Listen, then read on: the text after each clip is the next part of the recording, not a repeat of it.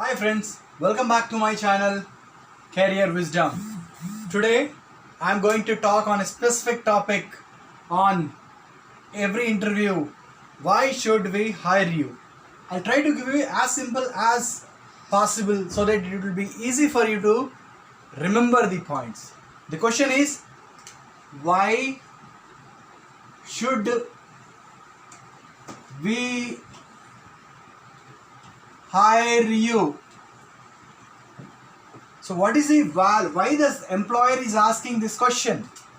The answer is, you need to prepare in such a way the answers for this question. Whenever any employer or any interviewer is asking why should we hire you, they are trying to understand what is the value add that you bring to the organization's table.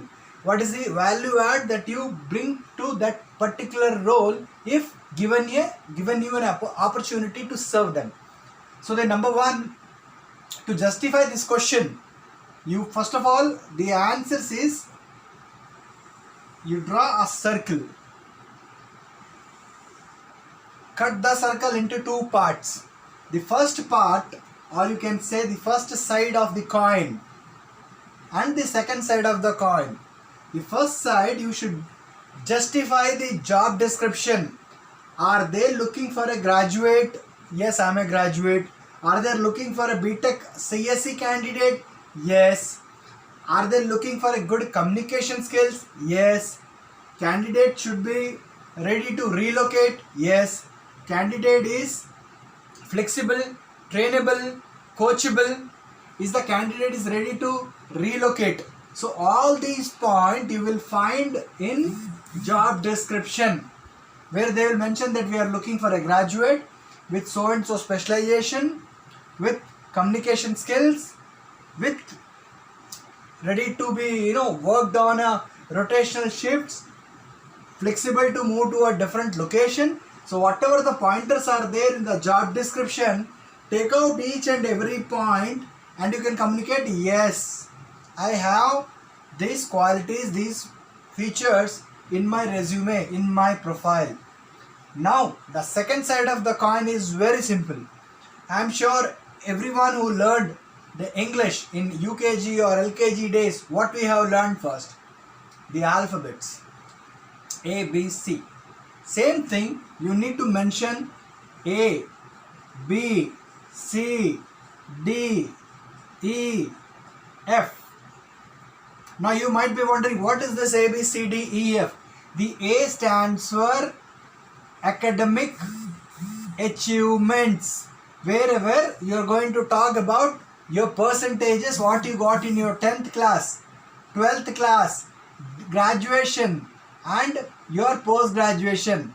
You need to talk only about the percentages. That presents you that you are a good student, you are good in theory. If you are good in theory or you are a good student, you scored good marks, it means your theory are pretty clear. It will be easy for you to put into a practice given an opportunity. The second one is B. B stands for business or professional achievements. In business achievements or professional achievements, if you are a fresher, you need to talk about your projects, your summer projects or winter projects, your assignments, your paper presentations, your thesis. All these things you can talk about here. How you can present those points are, I got appreciated during my summer project presentations by our HOD, head of the department, or the various faculties. I really got appreciation from that team. Use the word appreciation. That really helps you a lot, stating that you are a achiever. You not only learned the good theory, but you started putting into practice in the form of the projects, assignments, thesis, paper presentations. Clear? Now come down to C. C stands for your cultural achievements. Cultural achievements you can talk about, are you a student of indoor games, or are you student of outdoor games, are you student of NSS or NCC, you represented your school, you represented your university, you represented your state, you represented nation, or you participated in different camps. It could be blood donation camps, plantation camps, or anything which you participated in your school days, graduation days, post graduation days, or as a volunteer if you are working or serving the community. You talk about in the cultural achievements. D stands for different. How different you are as compared to the rest of the crowd who has applied for this position, who are interviewing for this position. How different you are, what is the value add. E stands for what kind of energy levels you are having, what kind of, how enthusiastic you are to do this role. And F stands for flexibility. And the last one is G. G stands for goal oriented. What kind of goals you are having for coming 3 years or 5 years, your short term goals, long term goals, everything. So I'll just rephrase and repeat so that you can make a notes of it. Any doubts or anyone has missed the initial this thing, I can recover once again. The question is, why should we hire you?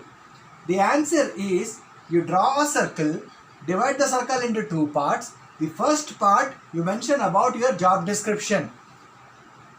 For example, the job description talks about they are looking for a graduate, a BTech graduate, CSC graduate, passed out in 2017, 18, 19, 20. They need a good communication skills, ready to relocate to Chennai or Hyderabad. So read out all the points which are part and parcel of a job description and communicate, I am a graduate, I am a BTech CSC graduate, I passed out in 2018. It means you are eligible as per the job description. You can do justice to the role provided an opportunity from an employer. Then the next side is A, B, C, D, E, F, G. A stands for academic achievements, wherever you will be talking about your percentages, 10th class percentage, 12th class percentage, graduation and post-graduation percentages. B stands for business achievements or a professional achievements. If you are a fresher, talk about your projects, paper presentations, assignments and everything. If you are an experience holder, talk about how fast you got the promotion, what kind of spot awards you got, what kind of quarterly awards you got. Either you are an IT employee or a non-IT employee. Most of the organizations give a lot of different kind of an awards. So you can present your awards here.